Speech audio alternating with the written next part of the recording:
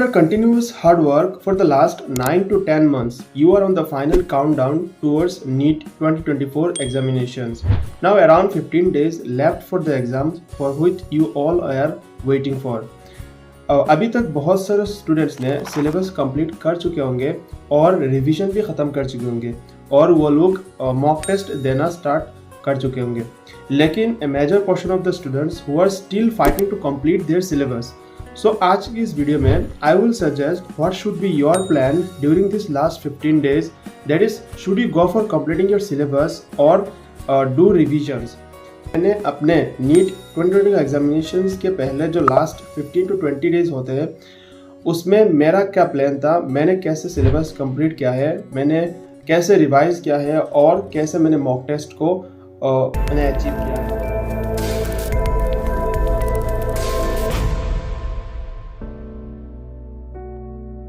Hello everyone, so I am Yamin Ahmed and MBBS second year from Silja Medical College and Hospital. So इस बार more than 25 lakh students registered for the NEET exam, which will include droppers from the last 2 to 3 years and will also include freshers. So इस बार competition बहुत tough होने वाला है और जितने students का selection पिछले कुछ सालों में नहीं हुआ था, they are gonna come back with force and they will give their best. So इसलिए खुद कितने पानी में हो इसका अंदाज लगाना है।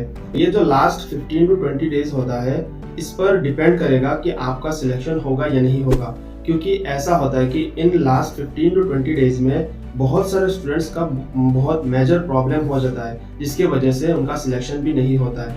तो इस लास्ट 15 डेज में आपको क्या क्या करना चाहिए और क्या क्या आपका पैटर्न होना चाहिए कि इन लास्ट 15 डेज में मुझे कितना सिलेबस मतलब मुझे कितना मॉक टेस्ट देना है और मुझे क्या सिलेबस कंप्लीट करने में जाना है या फिर मैं अभी तक जितना सिलेबस कंप्लीट कर चुका हूँ उसमें अब मैं रोक लगा दूँ। तो मैं इस वीडियो में दो तरह के स्टूडेंट्स के बारे में बात करूंगा। पहले जिनका सिलेबस कंप्लीट हो चुका है, ठीक है, सिलेबस कंप्लीट तो नहीं होता है लेकिन जिनका syllabus more than 80 to 90% complete हो चुका है, उनका क्या क्या मतलब उनको क्या क्या फॉलो करना चाहिए इन लास्ट 15 to 20 डेज में, इसके बारे में बात करूंगा। और फिर लास्ट में जिनका सिलेबस अभी बहुत कुछ बाकी रह गया है, जैसे कि उनका सिलेबस ऑलमोस्ट 50 to 60% खत्म हुआ है और अभी भी बहुत सारा सिलेबस बाकी है, उनको क्या करना चाहिए। सबसे पहले नीट क्रैक करने के लिए आपका तो सिलेबस एटलीस्ट वंस एक बार तो खत्म होना चाहिए। मतलब ऐसा नहीं है कि आपको मतलब कंप्लीटली आना चाहिए, ऐसा नहीं, लेकिन आपको एक बार सिलेबस को टच करना चाहिए। जैसे कि टोटल चैप्टर्स अराउंड 90 चैप्टर्स होते हैं, इन सभी चैप्टर्स को आपको एक बार टच करना होना चाहिए। सबसे पहले जिन लोगों ने अपना सिलेबस ऑलमोस्ट 80 to 90% कंप्लीट कर चुके होंगे, first they should do revision, फिर मॉक टेस्ट देना है और रोज मॉक टेस्ट देना है और the mock test should be of full syllabus test. अभी पार्ट सिलेबस टेस्ट नहीं देना है, सिर्फ और सिर्फ फुल सिलेबस देना है। फिर क्या करना है, मॉक टेस्ट में जितने भी गलती हुआ है वो सब निकालना है, मतलब आइडेंटिफाई योर मिस्टेक्स, और फिर अगेन रिवाइज करना है। जहाँ पर गलती हुआ है वो आपको बुक्स में जाके या फिर अपने नोट्स में जाके उसको करेक्ट करना है और कॉन्सेप्ट को स्ट्रेंथ करना है। फिर से कल मॉक टेस्ट देना है। देखिए, मॉक टेस्ट देने का एक तरीका होता है, आपको अगर मॉक टेस्ट दिया है तो मॉक टेस्ट को देने के बाद रात में आपको क्या करना है, उसको एनालाइज करना है। देखिए, अगर आपने मॉक टेस्ट का एनालिसिस नहीं किया तो मॉक टेस्ट देने का कोई फायदा नहीं है। मॉक टेस्ट एनालाइज करना है, फिर उसमें से मिस्टेक्स निकालना है और फिर जाके बुक्स में जाके कॉन्सेप्ट को स्ट्रेंथ करना है। सो ये तो हो गया जिनका सिलेबस कंप्लीट हो चुका है। तो मैं एक बार फिर से बता देता हूँ कि उनको क्या क्या करना है। पहला तो रिवीजन करना है, फिर मॉक टेस्ट देना है, full syllabus mock test daily देना है। फिर क्या करना है, आइडेंटिफाई मिस्टेक्स, फिर क्या करना है, उनको रिवाइज करना है और फिर उसको बुक्स से जाके कॉन्सेप्ट गेन करना है और फिर अगेन कल फिर से मॉक टेस्ट देना है। नेक्स्ट, जिनका सिलेबस अभी भी बहुत सारा बाकी है, दैट इज अराउंड 15 to 60% ही कंप्लीट हुआ है, उनके लिए they should try to complete their syllabus before April 20, मतलब 20 तारीख से पहले जितना हो सके उसको कंप्लीट करना है। फिर क्या करना है, उसके बाद जो लास्ट का 15 डेज रहेगा उसमें आपको कभी सिलेबस जो बाकी रह गया है उसको टच भी नहीं करना है, उनको मॉक टेस्ट देना है। देखिए मॉक टेस्ट बहुत इंपॉर्टेंट होता है नीट क्रैक करने के लिए, चाहे किसी भी एंट्रेंस एग्जामिनेशन हो, चाहे वो नीट यूजी हो या फिर नीट पीजी हो या फिर जितने भी एंट्रेंस एग्जामिनेशन होता है उसके लिए मॉक टेस्ट बहुत ही इंपॉर्टेंट होता है। तो क्या करना है, मॉक टेस्ट देना है, लेकिन उनको डेली नहीं देना है, एक दिन गैप रखे, मतलब ऑल्टरनेट डे में मॉक टेस्ट देना है। आपको मॉक टेस्ट देने के बाद आपने अपना जहां पर गलती हुआ है उसको करेक्ट करना है और फिर उसका कॉन्सेप्ट जो है वो आपको अपने नोट से या फिर किसी भी वीडियो लेक्चर से उसको स्ट्रेंथ करना होगा। फॉर एग्जांपल बायोलॉजी के क्वेश्चन ले लेते हैं। सपोज इस क्वेश्चन में आपने गलती किया है, तो आपको क्या करना है, एनसीईआरटी बुक खोलना है और फिर एनसीईआरटी बुक में जिस चैप्टर में ये है उस चैप्टर में जाना है और फिर उसको अंडरलाइन करना है, उसको पढ़ना है, बस जितने भी सेंटेंस है उसको भी पढ़ लेना है।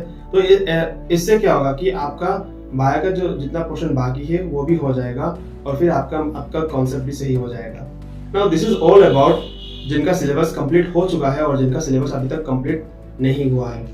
अब बात करते हैं मैंने अपना जो लास्ट 15 to 20 डेज है वो मैंने कैसे गुजारे हैं, यानी मेरा स्ट्रेटेजी क्या था, मैंने कैसे फॉलो किया था लास्ट के 15 to 20 डेज में। सो मेरा सबसे पहला प्रायोरिटी था, मैंने ज्यादा से ज्यादा रिवीजन किया है rather focusing on mock test. देखिए मेरा जो फर्स्ट अटेम्प्ट था उसमें मैंने रिवीजन कम किया था और फिर मैंने सिर्फ और सिर्फ मॉक टेस्ट दिया था, जिससे मेरा सिलेक्शन भी नहीं हुआ था। मेरा मार्क्स अराउंड 470 के आसपास ही आया था। और मैं इस बार जो नीट 2022 में था उसमें मैंने क्या सिर्फ और सिर्फ मैंने रिवीजन किया है, जितना हो सकता है मैंने उतना रिवीजन किया है। मैंने मॉक टेस्ट लास्ट में 15 to 20 डेज में मैंने रोज एक मॉक टेस्ट दिया था। मॉक टेस्ट देने के बाद मैं रात में उसी मॉक टेस्ट को फिर से एक बार देखता था, मतलब मैंने कहाँ गलती किया है उसको मैं आइडेंटिफाई करता था और फिर मेरा जो मिस्टेक बुक्स था उसमें मैं जितना भी गलती हुआ था सब मिस्टेक्स बुक्स में मैं नोट कर लेता था। तो इससे क्या होता था कि जो लास्ट के 10 डेज होते थे, लास्ट के 10 डेज में मैं सिर्फ और सिर्फ मेरा मिस्टेक नोट्सबुक्स, मिस्टेक कॉपी जो था उससे ही मैं पढ़ता था। मैं बुक्स और मेरा नोटबुक जितना है वो सब मैंने अपने टेबल से हटा दिया था। मेरा सिर्फ और सिर्फ मिस्टेक बुक्स था, जहाँ पर मैंने फिजिक्स, केमिस्ट्री और बायोलॉजी में जहाँ जितना भी गलती किया था उन सभी चीज को मैंने पढ़कर नीट एग्जाम दिया था। मॉक टेस्ट जब आप एनालिसिस करोगे उसमें आपका टाइम जाएगा, लगभग 2 to 3 आवर्स जाएगा श्योर, लेकिन ये जितना टाइम आपने एनालिसिस में दिया है इससे आपका फायदा भी होगा, आपका लॉस नहीं होगा। तो इसलिए मॉक टेस्ट को एनालाइज करना बहुत ही इंपॉर्टेंट होता है। लास्ट के एग्जाम के जो 5 डेज होता है उन 5 डेज से पहले मैंने मॉक टेस्ट देना छोड़ दिया था और सिर्फ मैं और मिस्टेक बुक्स रिवाइज करता था और फिर मैं कुछ क्वेश्चंस था वो मैं सॉल्व करता था। और फिर लास्ट में नीट एग्जाम से पहले 3 दिन पहले मैं पूरा 11th और 12th का जो एनसीईआरटी बायोलॉजी है उसको एक बार मैंने पढ़ के गया था। तो I will suggest that last के जो 3 दिन होता है उसमें आपको सिर्फ और सिर्फ बायोलॉजी पढ़ना है और फिजिक्स और केमिस्ट्री के लिए आपने फॉर्मूला बुक बनाया था, इससे आपको सिर्फ और सिर्फ फॉर्मूला ही देखना है। तो लेट्स समराइज द वीडियो। मैंने लास्ट 15 to 20 डेज में मैंने क्या किया था। सबसे पहले मैं मॉक टेस्ट देता था, मैं रोज एक मॉक टेस्ट देता था और फिर फुल सिलेबस मॉक टेस्ट, उसके बाद उसका एनालिसिस करता था।